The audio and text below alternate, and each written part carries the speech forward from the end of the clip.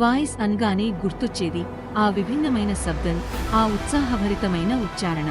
ఒక్కసారి వినగానే మర్చిపోలేని గొంతు. ప్రతి మెట్రో ప్రయాణికుడికి మార్గం చూపిన గొంతు.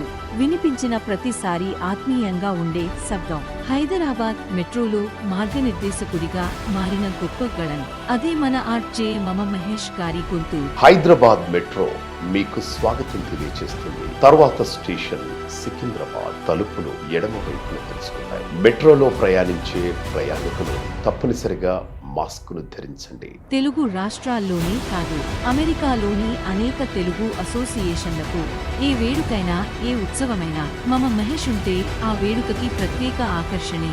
రేడియోలో మామ అంటూ వినిపించిన ఆ స్వరం ఇప్పుడు బహుళ రంగాల్లో జెండా పాతుతోంది. ఆర్జే మామ మహేష్ గారి గొంతు లేకుండా సినిమా విడుదల ఫంక్షన్ అంటే మైక్ ఉండి శబ్దం లేనట్టే.